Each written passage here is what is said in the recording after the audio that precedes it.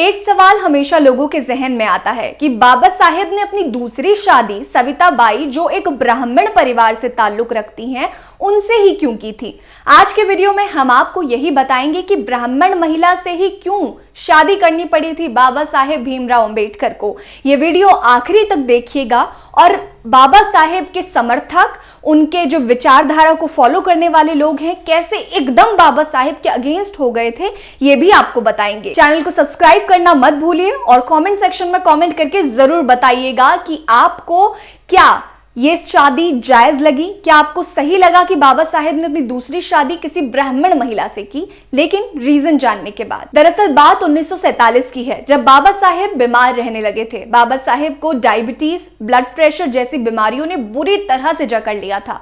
तब बाबा साहेब के करीबियों ने उन्हें बॉम्बे जाकर इलाज कराने की सलाह दी, जिसके बाद बाबा साहेब मुंबई इलाज कराने आ गए, जहां उनका इलाज मराठी ब्राह्मण परिवार से आने वाली डॉक्टर सविता ने किया था। सविता ने एमबीबीएस की डिग्री ली हुई थी। बाबा साहेब का इलाज मुंबई में लंबे समय तक चला। सविता ने बाबा साहेब का इलाज बहुत अच्छी तरीके से किया, जिसके चलते बाबा साहेब को सविता का उनके इलाज के प्रति समर्पण बहुत ज्यादा पसंद आया। धीरे धीरे बाबा साहेब की और डॉक्टर सविता की बहुत अच्छी बॉन्डिंग बननी शुरू हो गई और दोनों आपस में बहुत अच्छी तरह से घुल मिल गए। इसके बाद बाबा साहेब ने सविता के सामने विवाह का प्रस्ताव रखा, जिसको सविता ने मान लिया। फिर दोनों ने 1948 को दिल्ली में स्थित अंबेडकर निवास में शादी कर ली। हालांकि बाबा साहेब को एक ब्राह्मण महिला से शादी करने पर ब्राह्मण और दलित समाज का बहुत ज्यादा विरोध झेलना पड़ा था, जिसके एवज में ब्राह्मणों ने बाबा साहेब की दलित राजनीति और विचारधारा पर सवाल खड़े कर दिए थे।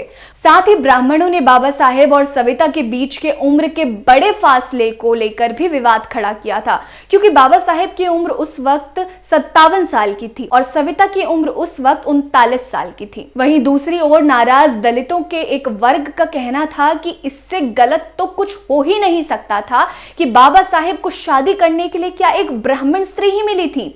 कुछ ने कहा कि ब्राह्मणों की साजिश है ये, लेकिन बाबा साहेब के कुछ अनुयायियों का ये मानना था कि बाबा साहेब जो भी करते हैं सोच समझ कर करते हैं। बाबा साहेब ज्यादा विचारवान और समझदार हैं, लिहाजा उन्होंने ये कदम कुछ उचित सोचकर ही उठाया होगा। आपको बता दें कि बाबा साहेब की पहली शादी 1906 में सिर्फ 15 साल की उम्र में रमाबाई से हुई थी, क्योंकि उन दिनों बाल विवाह का प्रचलन था। रमाबाई की मृत्यु लंबी बीमारी के चलते 1935 में हो गई थी। बाबा साहेब को उनकी पहली पत्नी रमाबाई से 5 बच्चे हुए थे, जिनमें से एक यशवंत अंबेडकर ही जीवित बचे थे।